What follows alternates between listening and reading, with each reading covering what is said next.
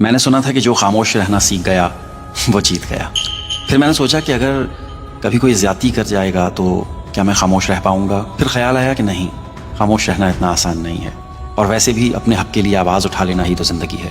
ہمیشہ خاموش رہنے والا تو بزدل ہوتا ہے. لیکن پھر زندگی میں ایک ایسا وقت بھی آیا کہ میں نے خاموش رہ کر گزر جانے کو بہتر سمجھا، اور پھر یہ ثابت ہوا کہ یقیناً خاموش رہنا ہی جیت ہے. خاموشی کی زبان ہی سب سے خوبصورت زبان ہے.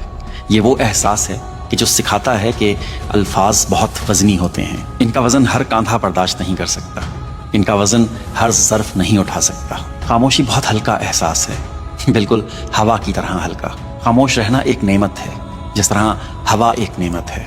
خاموش رہو تو مسرت کا احساس ہوتا ہے، زندگی خوبصورت محسوس ہوتی ہے، بالکل ویسے ہی جیسے خاموش جگہ اور خاموش لوگوں میں زندگی خوبصورت محسوس ہوتی ہے. بولنے والے تو خالی ہوتے ہیں، اسی لیے اگر کوئی مجھے کچھ بول بھی جائے تو میں اس کے بولے ہوئے الفاظ پر نہیں بلکہ اس کے خالی پن پر حیران ہوتا ہوں. اور پھر ہمیشہ سوچتا ہوں کہ خاموشی تو دل کی زبان ہوتی ہے. جو جواب خاموشی سے دیے جا سکتے ہوں وہ بھلا کوئی بول کر کیسے دے سکتا ہے، اور جو خاموشی کی زبان نہ سمجھے وہ بھلا آپ کے الفاظ کا وزن کیا اٹھا سکتا ہے. اسی لیے زندگی کی جنگ میں نا خاموش رہنا سانس لینے جیسا ہوتا ہے. جب آپ تلخیوں اور زیادتیوں پر خاموش رہنا سیکھ جاتے ہیں، جب آپ خاموشی کی زبان بولتے ہیں اور خاموشی کی آواز سننے لگتے ہیں، تب آپ زندہ ہونے لگتے ہیں اور زندگی کا احساس ہونے لگتا ہے.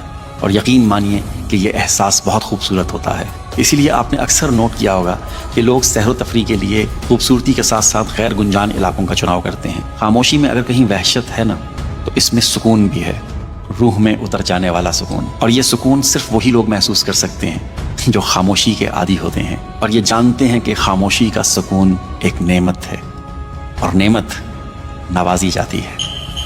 اگر آپ خاموش ہیں تو آپ نوازے جا چکے ہیں، سمجھے. اور نوازش کہیں اور سے ہوتی ہے.